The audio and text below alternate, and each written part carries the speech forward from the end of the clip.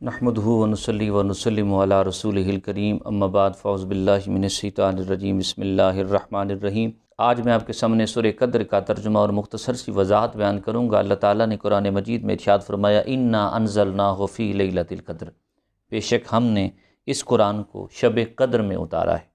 اس کا مطلب یہ ہے کہ اللہ تعالیٰ نے لوح محفوظ سے آسمان دنیا پر یک بارگی شب قدر میں قرآن پاک کو نازل کیا، اور اس کے بعد آہستہ آہستہ 23 سال کے عرصے میں پوری کا پورا قرآن حضور نبی پاک کے قلب مبارک پر نازل کیا۔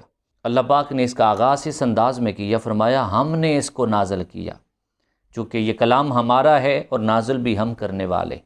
پھر ہم نے اس رات میں اتارا، یہ قدر و منزلت والی بے مثل رات جو لیلۃ القدر ہے، ہم نے اس کے اندر قرآن پاک کو نازل کیا۔ پھر اس رات میں ایسی کتاب کا نزول فرمایا کہ جس نے انسانوں کو اپنے خالق و مالک کی پہچان عطا کر دی۔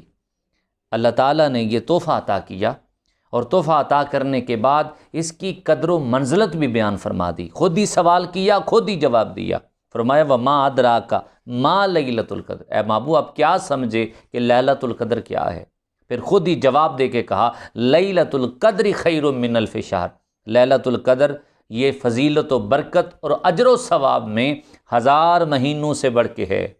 یعنی اس رات کی فضیلت کو اس انداز میں بیان کیا۔ علامہ قرطبی فرماتے ہیں کہ اس سے مراد یہ ہے کہ اس رات میں اتنا خیر کثیر عطا کر دیا جاتا ہے اور اس کی تقسیم کر دی جاتی ہے کہ وہ 1000 مہینوں میں بھی تقسیم نہ ہو جو ایک رات میں تقسیم کر دی گئی۔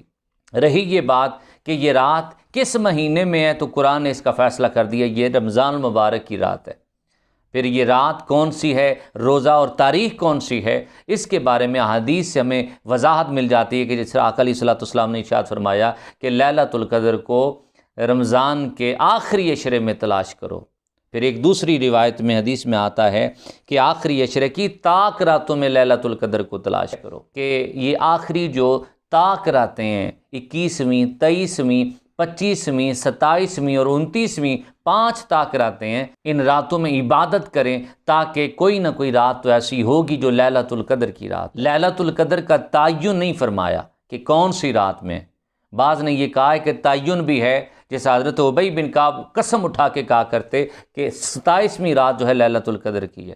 اب بعض کہتے ہیں کہ اس کا تعین نہیں ہے، اور اس کی حکمت یہ ہے کہ تاکہ بندہ ہر طاق رات میں اللہ کی عبادت کر سکے۔ اب اپنی اپنی محبتوں کا اظہار کرتے ہوئے کسی نے یہ بھی لکھا کہ حقیقت یہ ہے کہ جس رات کو یاد الہی نصیب ہو جائے وہ لیلۃ القدر۔ چوتھی آیت میں اللہ تعالیٰ نے ارشاد فرمایا تنزل الملائکۃ والروح فیہا بإذن ربہم، اللہ فرماتا ہے کہ اس رات کو فرشتے اور روح الامین اترتے ہیں۔ جبریل امین فرشتوں کا جمع غفیر لے کے آتے ہیں، اور وہ جو عبادت کرنے والا اس رات کو ہوتا ہے اس کے ساتھ جا کے مصافحہ۔ اللہ خود کہتا ہے کہ فرشتوں جاؤ زمین پر، مشارق و مغارب میں چکر لگاؤ، جو میرے ذکر کی شمع روشن کر کے بیٹھا ہے اس کے پاس جاؤ، اس سے مصافحہ کرو، اس کے لیے دعائے بخشش کرو۔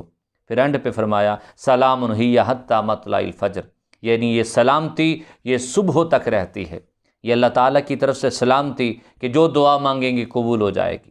فرشتے اترتے ہیں تو سلامتی لے کے اترتے ہیں، دعائیں لے کے اترتے ہیں، بخشش کی دعائیں کرتے ہیں، مصافحے کرتے ہیں۔ یعنی یہ پوری کی پوری صورت ہمیں یہ بتانے کے لیے نازل کی گئی کہ تم ایک رات میں عبادت کرو گے، 83 سال سے بڑھ کے عبادت کا ثواب تمہیں عطا کر دیا جائے گا۔